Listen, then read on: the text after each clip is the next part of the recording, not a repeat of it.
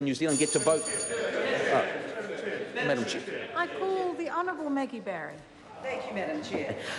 Many of the points that have been made around distortion have resonated with us, clearly, on this side of the House. But as a member of the Select Committee that heard many of the submissions, I would have to say that Jeanette Fitzsimons made some very pertinent points about this issue around distortion. She began her text to us by saying that you cannot legislate for integrity. But when she started talking about proportionality, she gave some examples, and I thought the House would be interested in those. Kennedy Graham and David Clendon, took on their party around the actions of the co-leader, Materia Ture. Jeanette Fitzsimons, watching from a distance, was highly critical of her former colleagues, Kennedy Graham and David Clendon, and she did not approve of the way they went about their criticism. However, she would defend to the end their right to their freedom of conscience and to express their views in opposition to the rest of the caucus without being thrown out of Parliament. As she said, what is this proportionality and this distortion really about? The argument advanced for the bill, in fact its stated purpose in clause 55 AAB, is to maintain proportionality of political party representation as determined by the electors at the general election.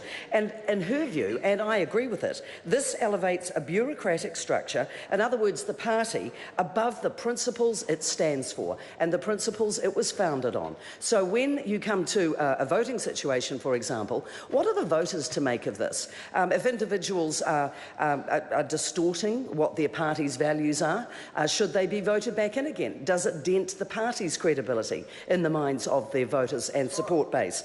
These are the sort of complexities and issues that arise when you have something as poorly defined as distortion is in this bill. And while the Minister may thunder about the importance of paying attention to the detail of the bill and, it's all very explicit, in fact it is not. And I would emphasise that all of the submitters were against the bill, and all of them referred to proportionality and distortion and felt that that was an appalling situation. So let's look at what you could do to improve this bill. It won't take very long because there's not a lot that can be done around distortion.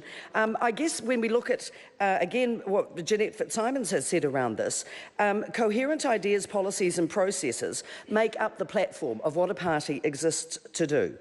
The voters have confidence in the representatives, so they elect them again and again and again.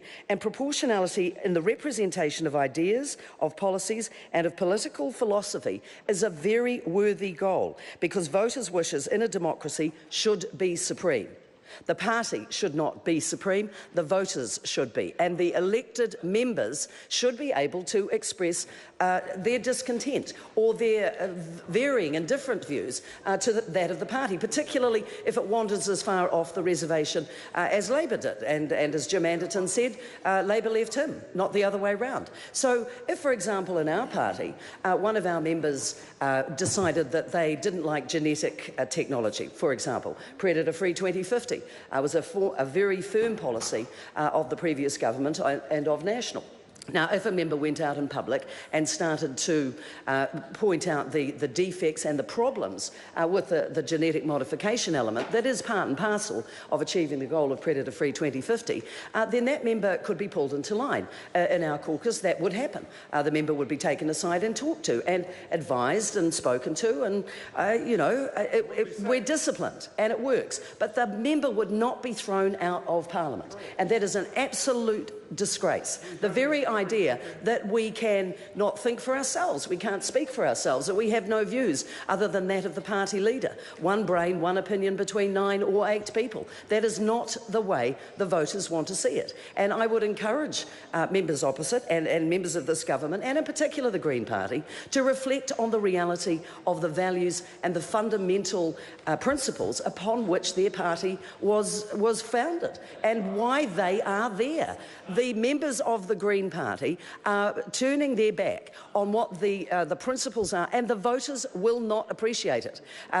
Many people contacted us at Select Committee level, many people who came before us and others who have responded publicly since think it is a complete disgrace that members of the Green Party cannot exercise their conscience. And I would say that Kennedy Graham and David Clendon are the heroes of the Greens, because they stood up for what they believed in and the Greens under this bill would throw them out for that privilege of them doing it, which is wrong and a disgrace. Madam Chair. I call Ginny Anderson. Madam Chair. I call the Honourable Michael Woodhouse. Chair, and it's a great pleasure to take a